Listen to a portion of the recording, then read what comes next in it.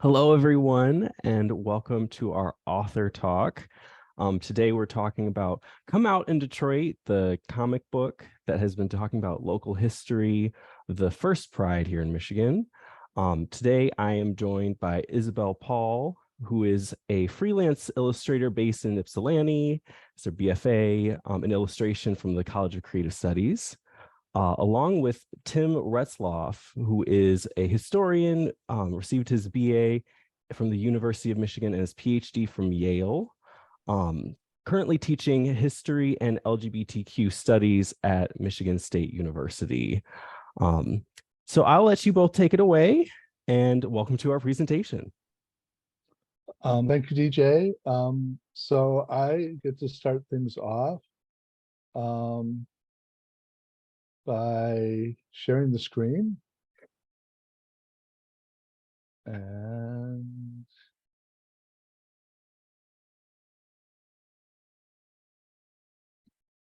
here we go.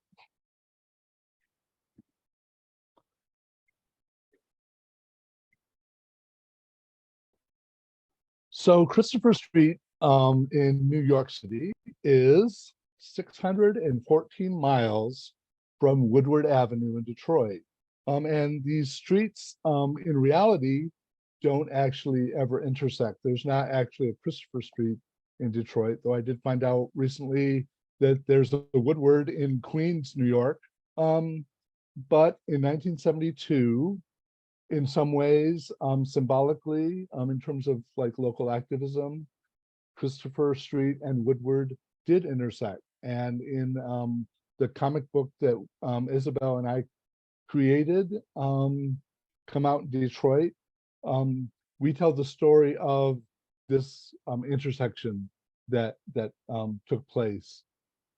So our talk today is kind of talking about the comic book and how we created it, and the nearly forgotten story of Christopher Street, Detroit 72.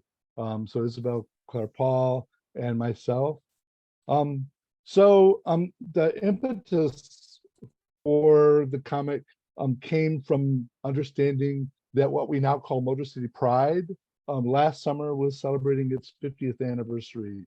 And every year since 1972, there has been a Pride. But as a historian and from my research, I came to realize that a lot of people didn't know that there had been this earlier Pride event, that what the local origins were. And we've now come to a point where there's now prides all over the state. There's certainly prides in Lansing and Grosse Pointe. The Straits of Mackinac have Straits Pride. And so, it's become part of LGBTQ plus culture.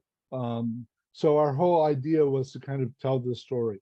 So the impetus for Pride, and Pride kind of harkens back to this milestone event called Stonewall that took place in New York in 1969, in June 1969.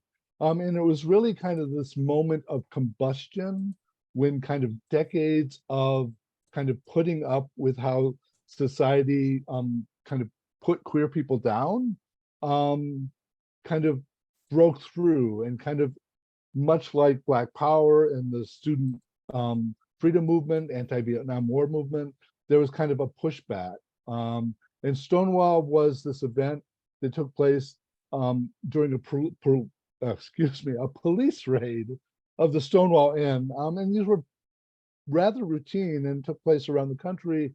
But this particular night, the patrons fought back.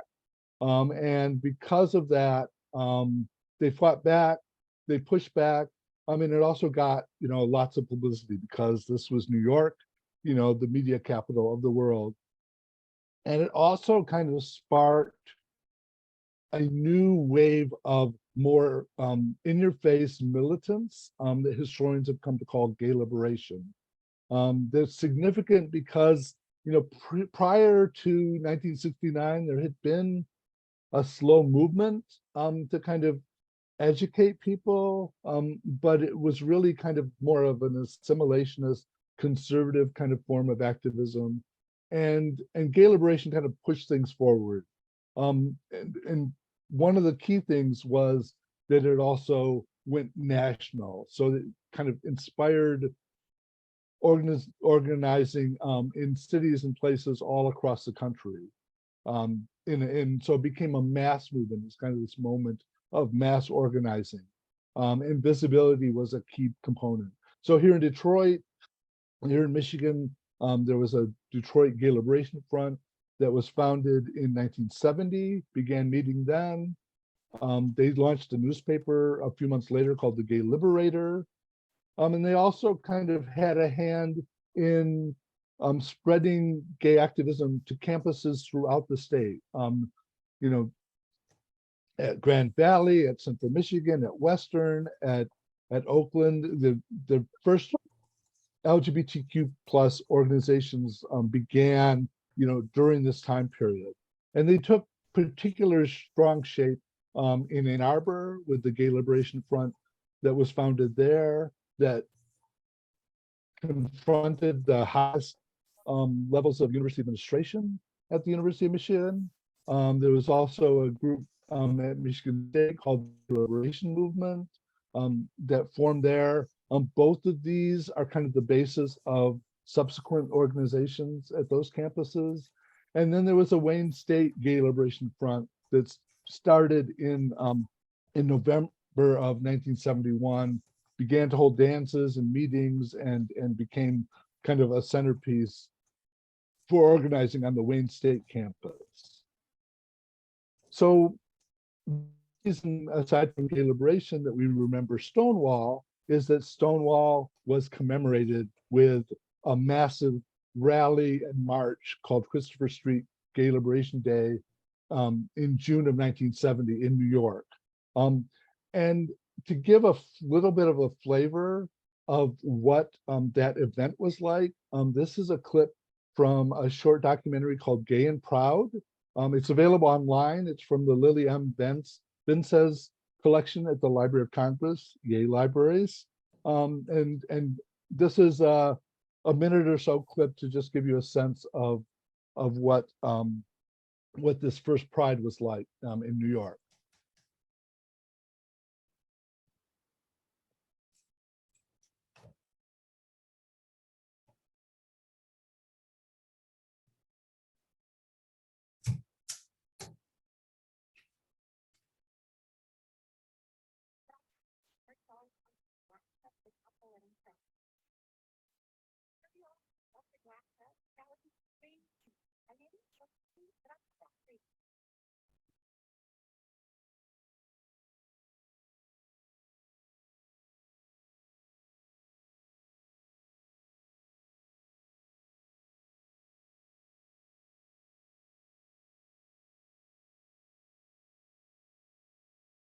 One more time because I won't let Tim silence me. I hate the minimalist aesthetic. I hate ugly beige houses like it's designed by James Slade. I think the baby lives there and has a bad life. And most importantly, you have the design opportunity of someone with a 2000.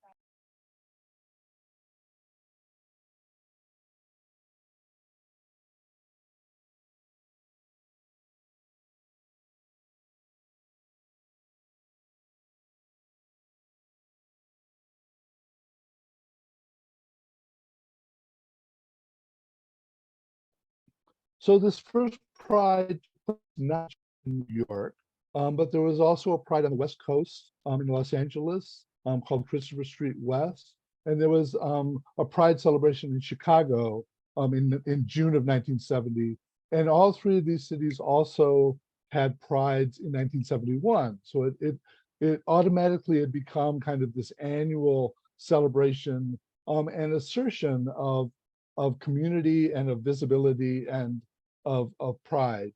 And here in Michigan, a woman named Gay Whiteside had been an activist involved in a group called the Detroit Daughters of Lolitas in Detroit. It was the first specifically lesbian queer organization.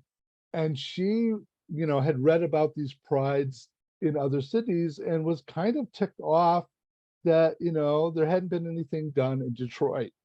And so she kind of launched the idea of, we should do something big. And then as a result of this, a Confederation, the Michigan Gay, excuse me, Confederation was formed in March of '72, specifically to plan for a statewide march. And this included um, participation from the three campuses that I mentioned, the Detroit, by this point, the Detroit Gay Activist Group, and various other organizations. There were people involved from Grand Rapids and Kalamazoo and Battle Creek. And they came up with and planned and then participated in what's become known as Christopher Street Detroit 72. But as I mentioned, this is an event that lots of people had no idea took place. So I knew, and the event involved, a series of activities that included a march down Woodward Avenue, participation from all the various groups. It was led by a car that had some drag queens. They were specifically asking for repeal of all anti-gay laws and full civil rights for gay people. And then there was a rally at Kennedy Square, this kind of brutalist architecture, public space down at Woodward in Michigan that no longer exists. And so there were a series of speeches.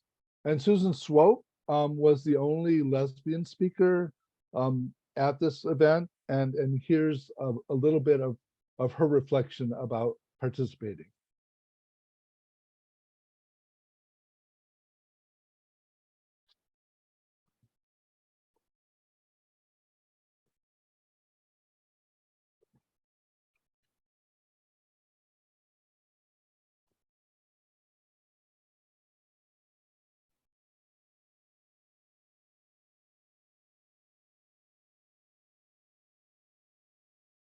Oh, Tim, I don't think the audio's playing. The audio's not playing? I don't think so.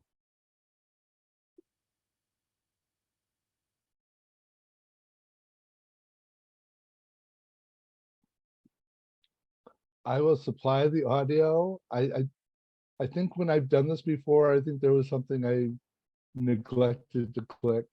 Oh, It's like, okay. yeah. So Susan gave a speech. Actually, it's excerpted in the comic book, so you can read what she was just telling you, but you're getting a sense of her voice. That evening, there was a dance, and then there was a picnic the next day in Palmer Park. So, so as a historian, I've been aware of this event for a long time. I remember my first Pride celebration was in 1986 in Detroit when they had revived having parades. But most of the people didn't know that there had been this earlier event. And I knew it was coming up. This is in 2021 in the midst of lockdown and COVID. So the question was how to tell this story. And I had, these resources. I had various oral histories that I had done. There was all this press coverage that that documented it at the time. I had a couple of diaries that kind of talked about it and referenced it and gave the details. But the question was how to tell the story. So back up to discovering at the student art show for the College of Creative Studies when my friend Isabel, who's the daughter of my friends Pete and Wendy, she was a first-year student, and I remember attending the student show one year with her and discovering just what a fantastic artist Isabel was. And also, as it happens, over time, Isabel has kind of flourished into, a vibrant young lesbian. And this is a photo that appeared in M Live in 2018 with her marching down Griswold with her friend Sydney. So the idea was, maybe we could do a comic book to tell this story. I'd done all kinds of other kinds of history exhibits and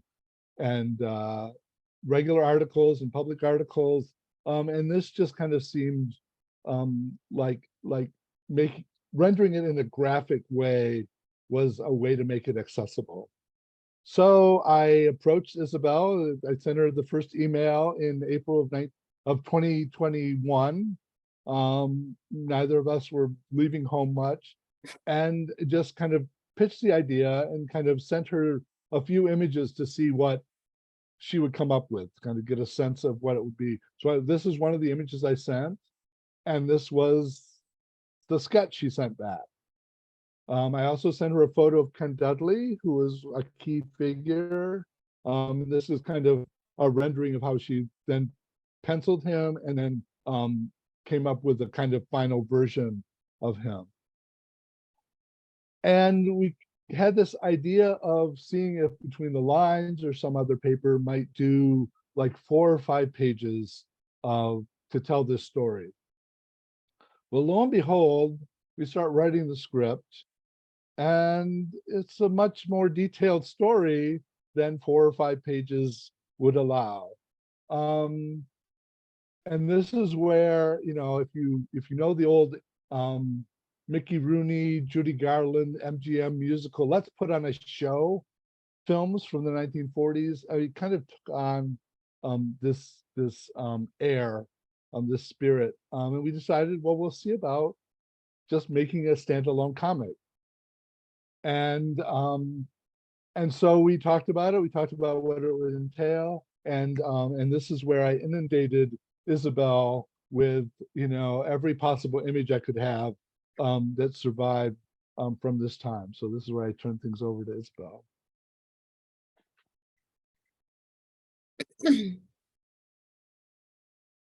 So, is it my turn? I have. Yeah. So this is, yeah, go ahead, Isabel.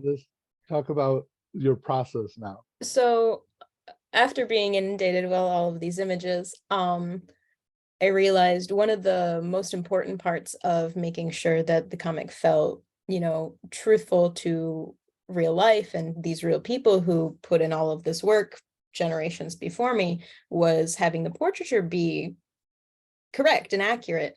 And so we realized that there were parts of the story that were going to be told from when these people were younger in the 1970s, but then also based on Tim's interviews with them from later on in life when they were older. And so there was going to be this interesting dichotomy of generational, you know, young 20-year-olds creating this protest march and then older people reflecting on what they had done.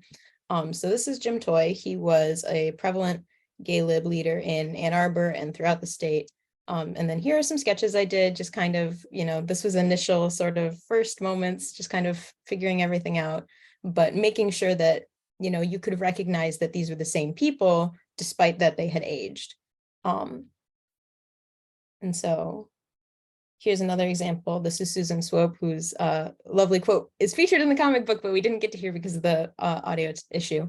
But here she is when she was a young, and then here she is as older. And then my same sort of like sketches of identifying features and figuring out how to represent the fact that it's her and make it look like it's her and be truthful to how she aged and what she looked like. And so then another big initial first creative visual idea was the fact that it was going to be set in the 70s and we wanted it to feel like it was set in the 70s. And so I started thinking about color and what styles of things and like what were popular colors then, which is generally, you know, you think about colors in the 70s, it's a lot of tan, it's a lot of burnt orange, it's a lot of yellows, but there are these really interesting pops of purple and turquoise and really vibrant, almost jewel tones. And so this was one of the first initial sort of like color palette setups that I did to kind of give Tim an idea for what the comic would look like in terms of color, at least, and sort of like nailing down that nostalgic sense that it is the 70s without making it seem dated or too vintage or too like unrelatable to the modern audience that would be reading the comic book. And so we also really wanted to make sure that it was multicultural. So we had that pack of Crayola multicultural colored pencils just to be sure that the representation was correct. And so in my own work, I generally do black and white ink line work, which is featured on the left. And that's usually what most of my work looks like when I'm in charge.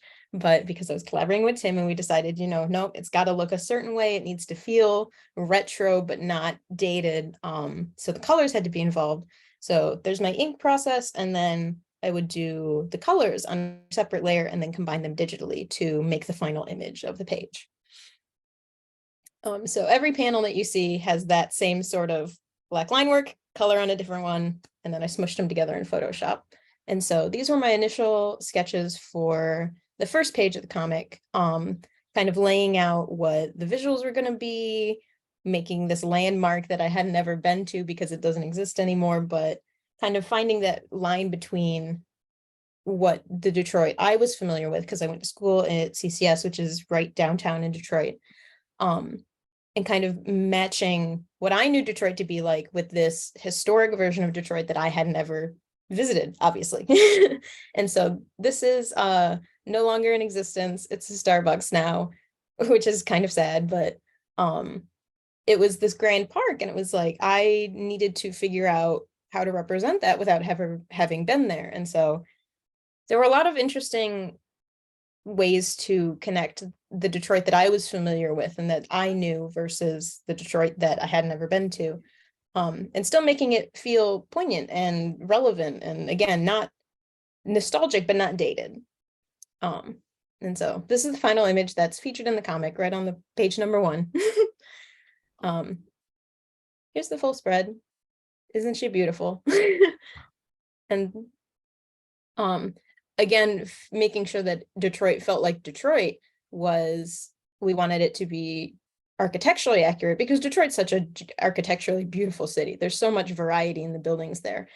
So this was the Gay Lib Community House Center. And it felt important to feature that because this is where people were meeting. This is where people were talking, and it's still there today. And of course, lockdown, couldn't leave the house. But the Virginia Park Street is one of the only roads in Detroit that has paved bricks, which felt interesting. It was poignant. There aren't many paved brick roads in Detroit. So if you're familiar with the history in the building, of course, you're going to be familiar with the neighborhood and the paved streets. So I had to figure all of this out on Google Street View. So there's our lovely Google Street View camera picture. And as I was drawing it, of course, we had to include the paved streets, but then that photo reference from Google Images had cars on the street. I was like, oh, it would be so funny to include a car in the drawing. And one of the old lesbians we talked to, we were, what car was popular? What car would have, gay 20-somethings in the 70s, what car were people driving? What would have been familiar and accurate? She said, oh, no, VW Beetle. Everybody drove a VW Beetle. And so there's our little VW Beetle parked on the paved brick street, trying to make it, these details that made it true to life and made it accurate to, these little subliminal things that, bring it to, just the next level of, we care about this. We want it to be, as perfect and accurate as we can. So then here are more sketches, just kind of thumbnail, very loose, vague ideas about what the next pages were going to be and how to rearrange things and sort of getting that first initial idea of the comic making process down. And so then at this point, I'm pretty sure we had met up in person a couple times, or at least sent a billion emails back and forth. But Tim made me aware at least that there were pins and matchbooks, which were created for the event originally. Just as a promotional thing. And I thought that was really cute because nobody smokes these days, everybody vapes. And pins are higher quality. They look a little bit different than they did in the 70s. So again, this is another detail that was like pretty small, but felt really important to me to include accurately, because we don't have matchbooks all over the place anymore. It's not quite as much of a common thing, but in the 70s, it would have been an important detail to include. And so there were little things like that I was, delighted to include. And throughout all of the images and all of the pictures and references I had, there were, different reports and kind of trying to figure out what was reported in newspapers versus what actually happened versus people's memories of what happened and trying to accurately represent it. And so there were a couple newspapers that were like, oh, there were 500 people, there were 400 people, or there were 300 people. And we thought that was interesting, but the point of it was not that, oh, only 200 people came to the gay march. It was the fact that regardless of the number, people came together. And this was a community event, and it was, regardless of statistics or the exact amount, it was still poignant, and it was still felt by all of these people who showed up and marched. And so that was something else that I was really excited and pleased to include in my drawings and sort of get across that sense of, if 5 people showed up or 500 people showed up, it didn't matter. It still happened, and we're still going to tell you about it.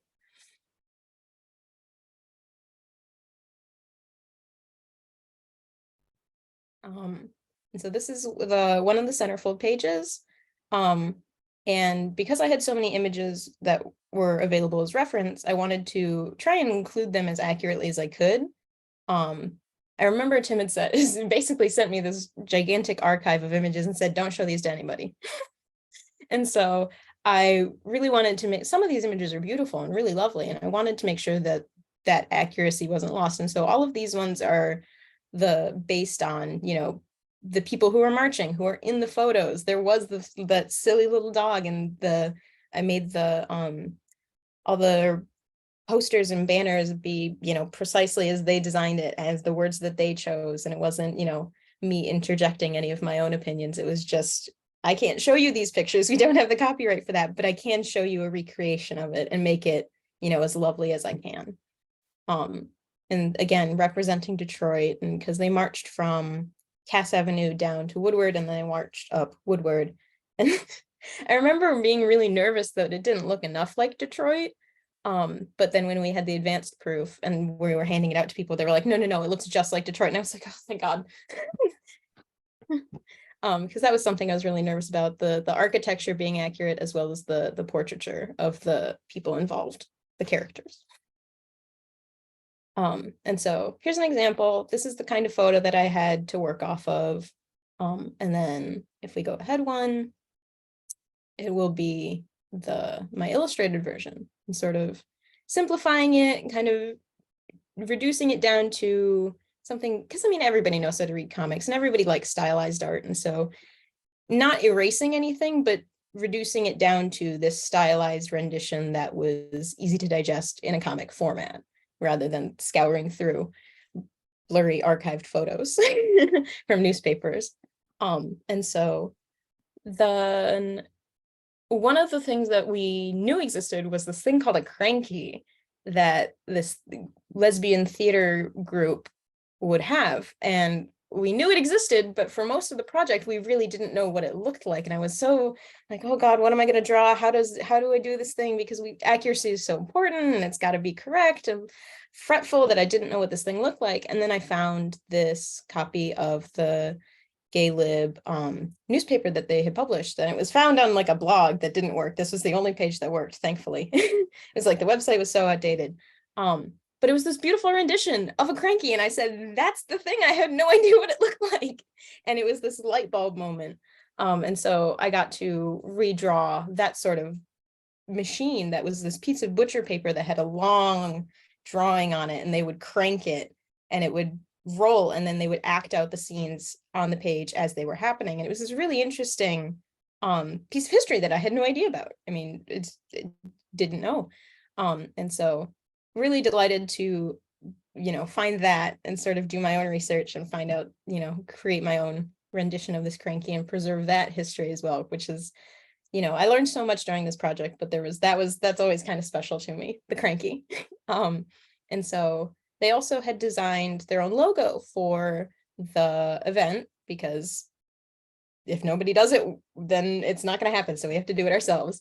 And so they created this butterfly logo, because purple is historically a very queer color. It's always been sort of, men were referred to as having a lavender streak if they were gay, or, women were, passing violets back and forth. And so it's historically a queer color. So purple was the initial choice. But it's got the power fist for resistance, because that was one of the main driving factors in the gay lib movement at the time was resistance and fighting back and standing strong together. And so they screen printed t-shirts, they made buttons, they had matchbooks and t-shirts. And so this design also felt really important to include, especially as a lesbian from Detroit. It was like, this is my history, I want to be sure that it's there and share it with others who also don't know about this sort of thing. And so after the guerrilla theater, of course, there was softball. And so there was the lovely picture of the softball team, and then my rendition of it for the comic book, and everybody's lovely matching butterfly shirts.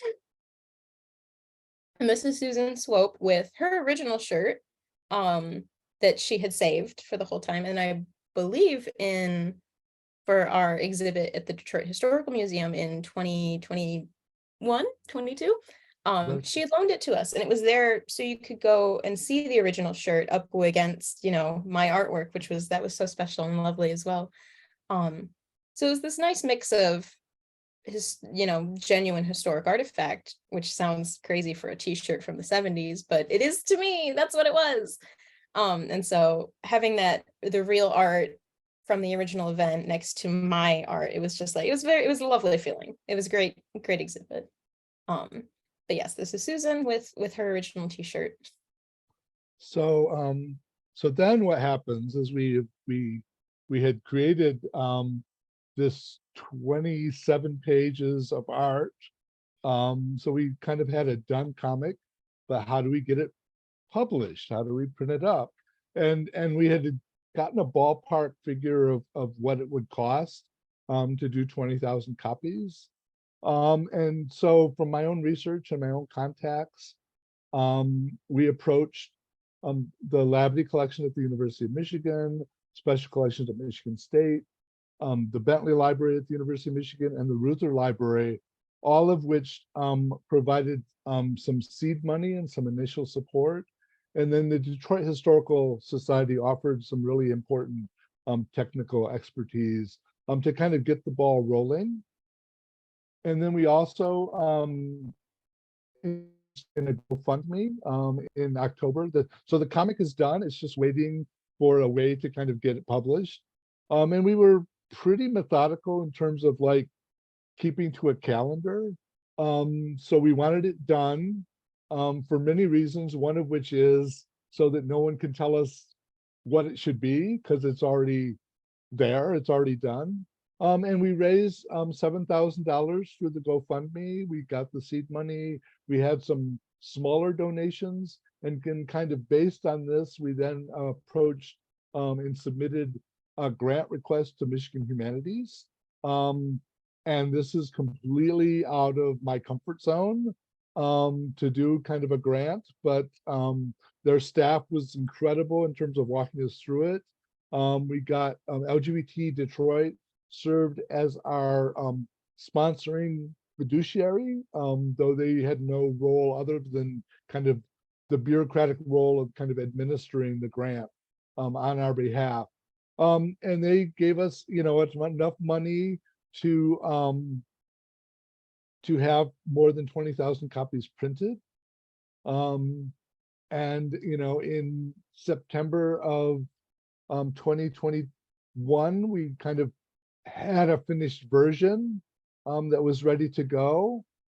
And so we went from kind of having these loose stories, these kind of scattered fragments, and these images, going through the process of Isabel translating them into sketches, and then finally a finished version of the comic book.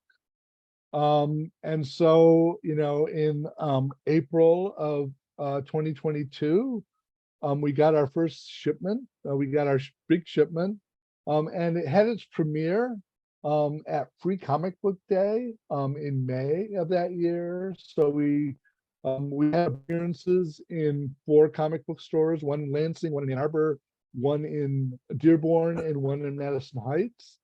And what was really wonderful about this is it wasn't the usual place where people see historical comics or see queer comics. So we're kind of breaking through to kind of new audiences that might not see this.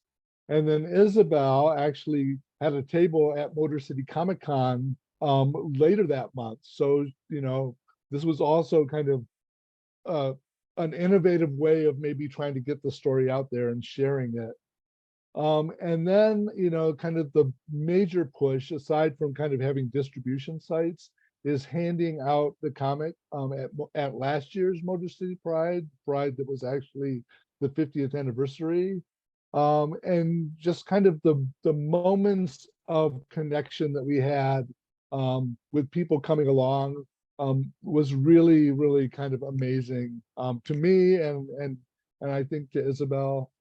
So we handed out nearly 5,000 copies at Motor City Pride alone. Also in conjunction with kind of the rollout of the comic, the Detroit Historical Museum had an exhibit of enlarged versions of each of the pages, and then kind of our running commentary, kind of like a commentary track for the exhibit. And this was up for the entire summer last year, along with several artifacts, including Susan Swope's t-shirt and the banner that Jim Toy had saved that had appeared on the lectern. And if you see the comic, you'll see that. And then Michigan State also did an exhibit in part based on some of their artifacts. They have a major LGBTQ collection. And so they have material from the gay lib period and issues of the Gay Liberator and all of this.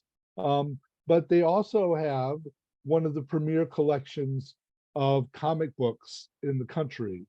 It's world renowned as a comic book repository. And so Isabel donated the original artwork to Michigan State.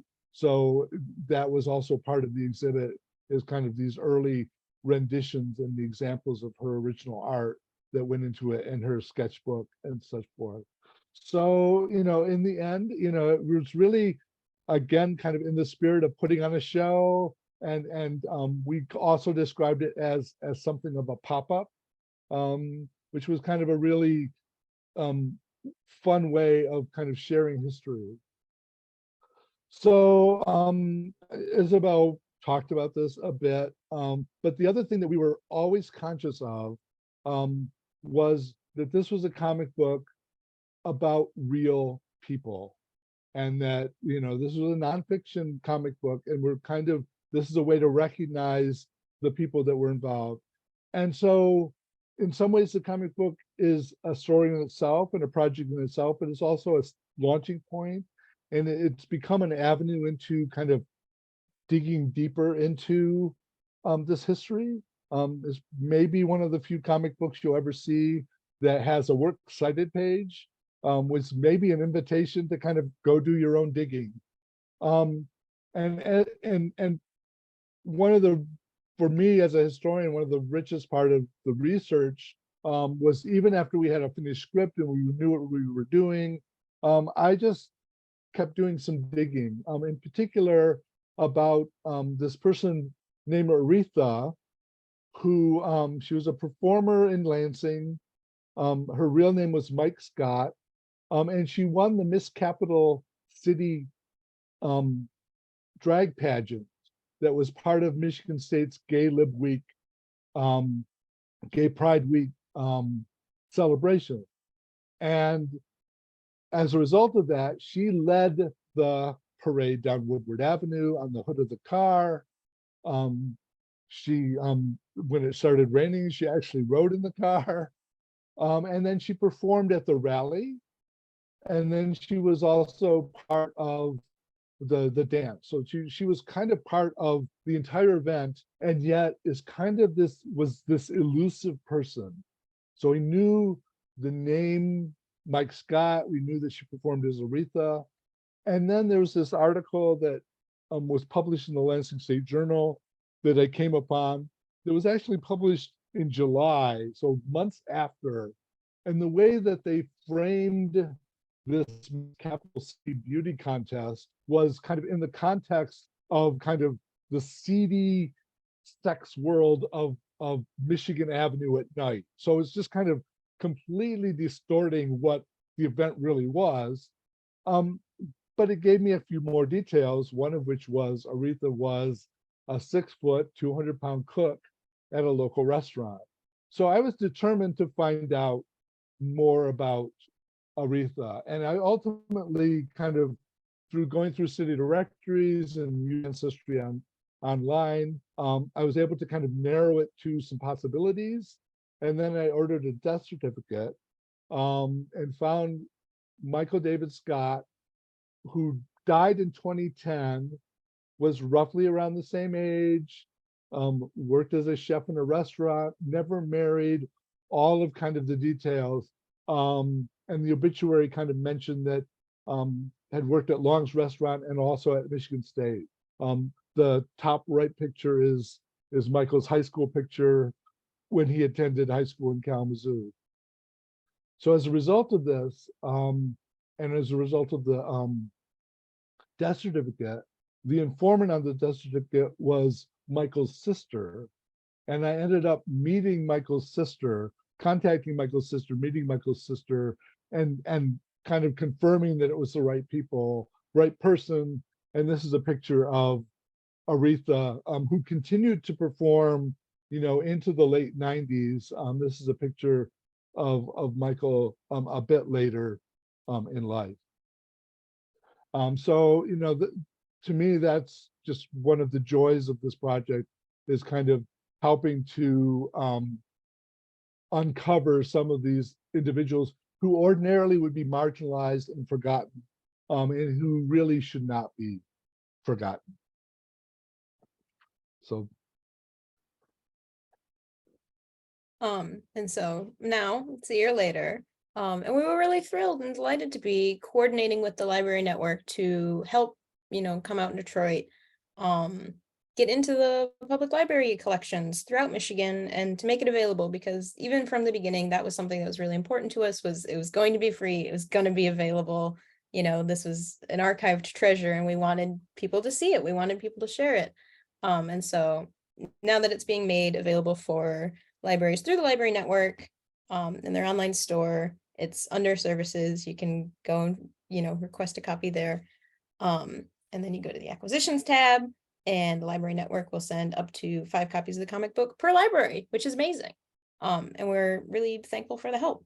And so it's a authentic local queer history, and we hope that it will reach interested library patrons, across the state, and that it will be available and it's there for you if you need it and you want it. And so it'll be available to all public libraries with no cost for shipping while we have the comic books to send. While supplies last, as they say. Well, supplies last. So, Oh, yeah, I still so have them. thanks to DJ and to Steve Bowers, who's the executive director, for being so supportive in all this. And so we're happy to take some time for some Q&A.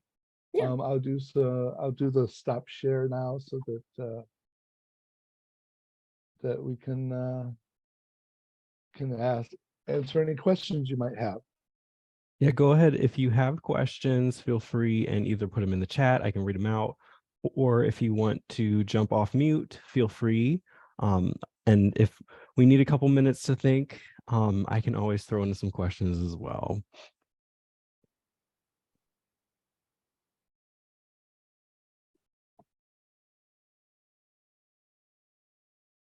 Great. So I got a question.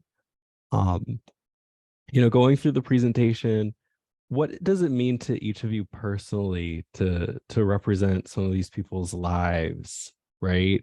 Kind of honoring them for what they've done and the impact that they made in what we can do as people now.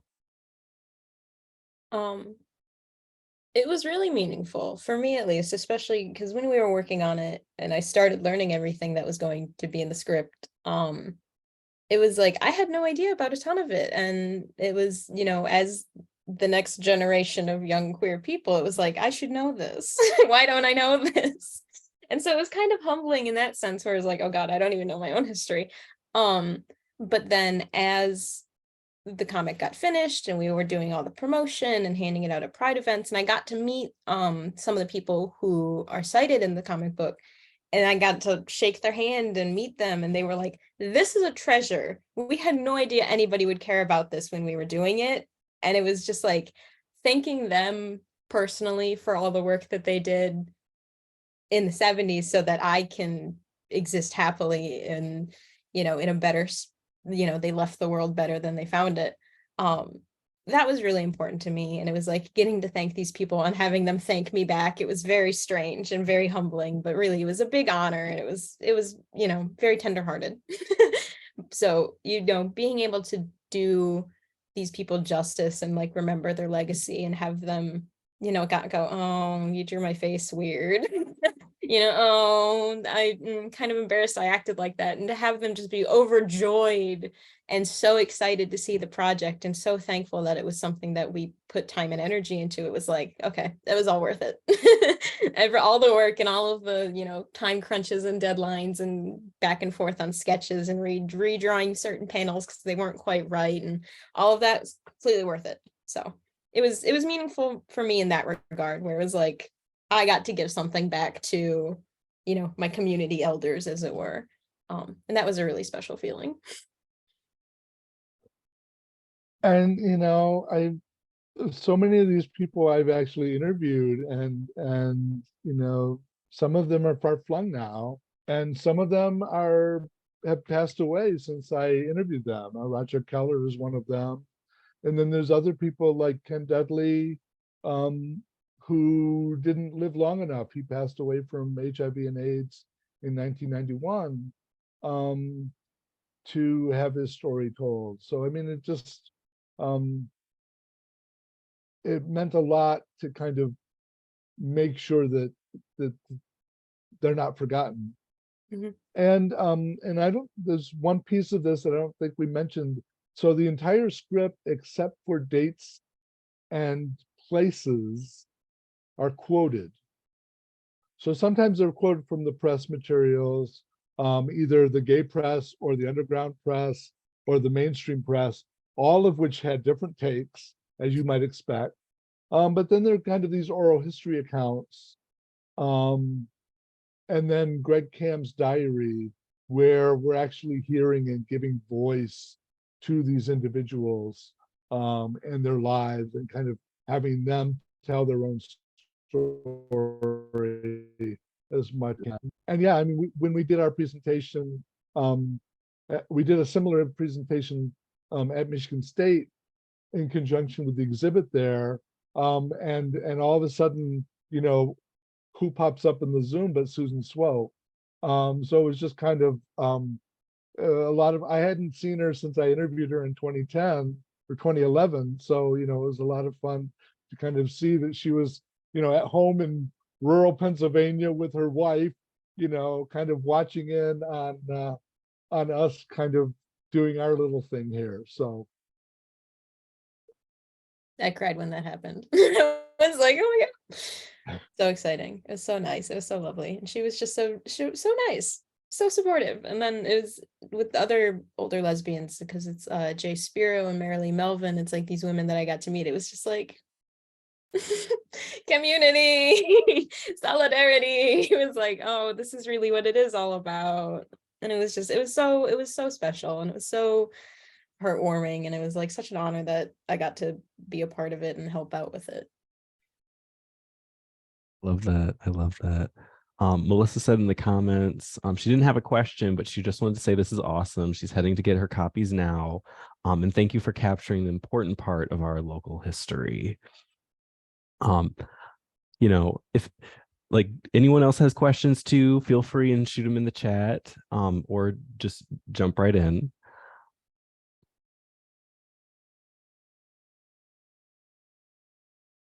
Or not, that's also fine. I do have another question though. Sure. Since this was a lot of history, right? That's an important piece of this. How hard was it to define, like, okay, this is the size of the book, and we have to cut things to make it full, right? How hard was that? Yes, this is one more for Tim, because he did all of the script work. and the organizing, but I just know there was so much, and paring it all down to like the absolute bare minimum we could get away with, which was still quite a bit. It was hard. It was yeah, quite the endeavor. Yeah, so two thoughts on this. One was when I had a wonderful Zoom with Terry McDonald, who was then director of the Bentley Library, when I was like pitching the project to get their support. And I just, noted to him, I wrote, my dissertation was 680 pages. It was like hundreds of thousands of words. And you can't do that in a comic book. So it's just kind of paring it down. So I think the script ended up being like around 3,000 words, which isn't a lot. So that meant that a lot of the information had to be conveyed visually, which I thought was marvelous. And there's actually, 2 pages where there's actually no text at all, which I think is really important because that's a key part of the element. But I think there was one version, I think our initial version was 20 pages, and then it jumped to 24. And then I think we'd like, okay, 28's as far as we can go, even with the works cited page, 27 pages. Because by that point, it's not going to be affordable, so we did keep it at 27 pages. And my thought was, just to make sure that she's doing Isabel's kind of doing all this work, so it was kind of up to her willingness to kind of crank out new stuff, and our ability to make sure that she's compensated, maybe not well enough, but at least compensated for her work. So yeah, so that was a tricky part of it. I remember it because I think we initially started floating the idea in like late March, early April. And by the time, I think it was like our deadline to have it ready, like the printing file ready to go was like November 1st, give or take. So it was most of the year. It was basically a little less than a year. And I think I was doing 6-7 pages a month from sketch to finish and color and everything and ready to go. And then we got to bigger about font size. Right. But it was a lot of work. But again, it's like meeting all of these people and having just their eyes sparkling and so excited to see the product and, thanking us profusely. It was like, okay, that was worth it. That experience was better than any monetary amount I could have been paid. This was more meaningful. So it's fine. I'm glad. I'm still proud of the comic. It's still my baby. Well, I think Mary Lee's response when she first saw it, and it wasn't even a finish, it was just the pages. Yeah, it was like the half done advanced proof. Yeah, this would be a keepsake. So so yeah, no, I think we had a process that we kept to. We met every week on Zoom. We actually read through the script to each other, I think, like a table read. Yeah. So in some ways it's like a TV show. Okay, we got to get, here's what we're focusing on next.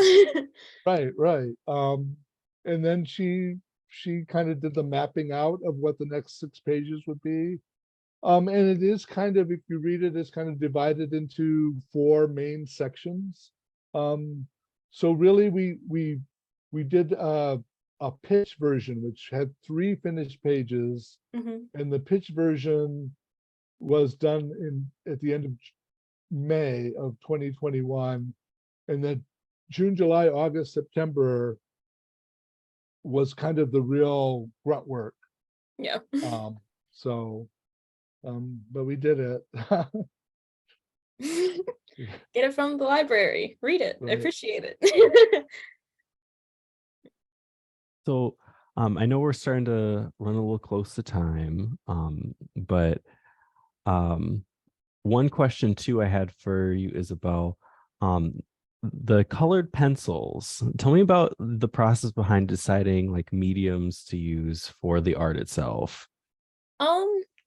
in the same sort of like thought process, or the same sort of vein of, we decided it was going to be a comic book because everyone can read a comic book. I picked colored pencils because everybody's drawn with colored pencils. This is like a familiar sort of, visual texture that everyone can recognize. And it kind of does bring back a sense of nostalgia from when you're a kid and you use colored pencils all the time.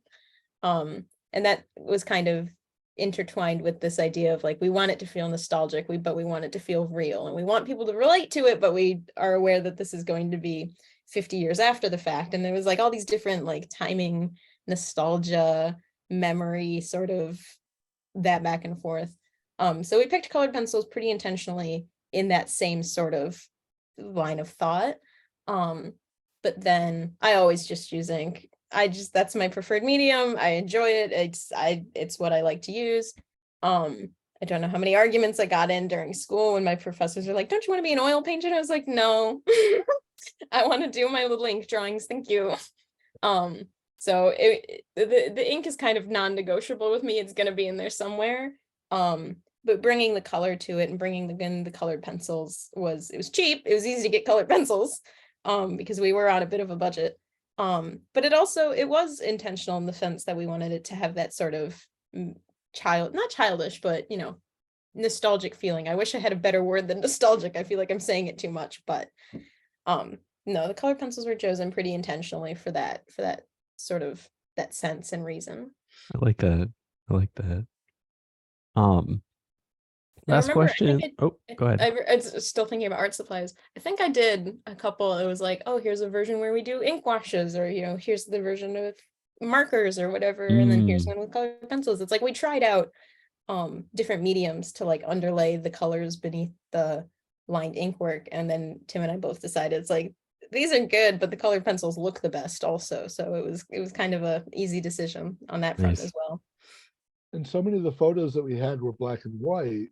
So to be able to render them in color in some fashion was kind of giving it new life.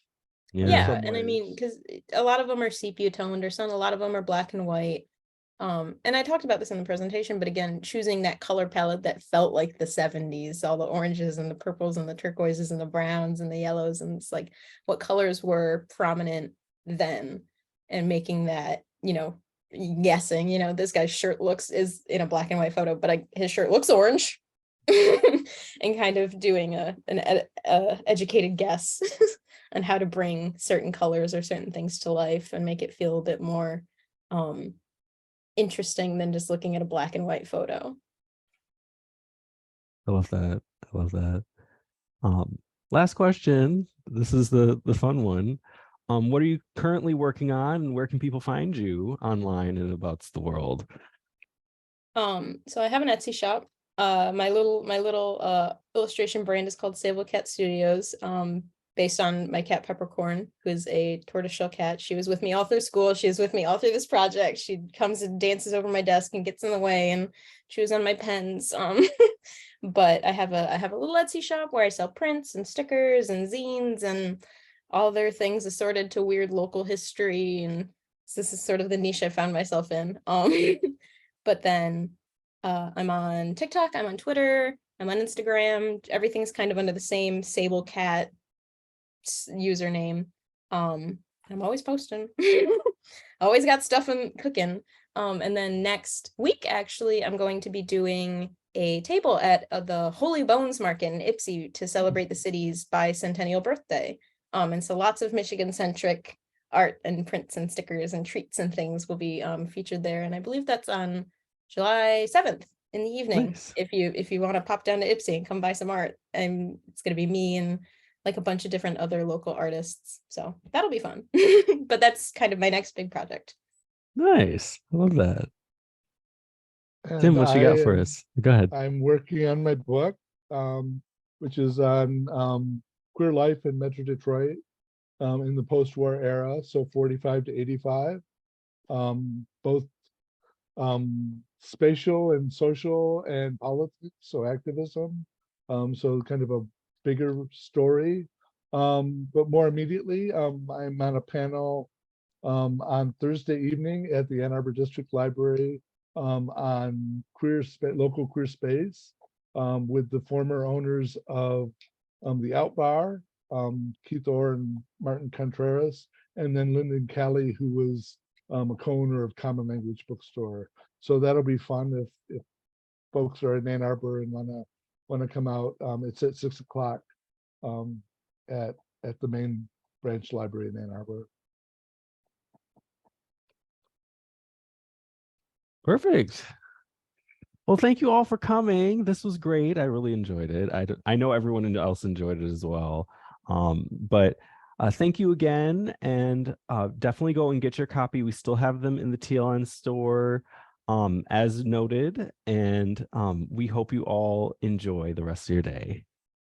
And thank you for having us. It's always Thank so you. fun to talk about it. It's every time we've done this presentation, it gets a little bit different. We remember different things and we talk about different stuff. So it's always fun to talk about it. So thank you for having us. Yeah. Yes, thank you so much, DJ. And thanks everyone for attending, and help spread the word. Yes.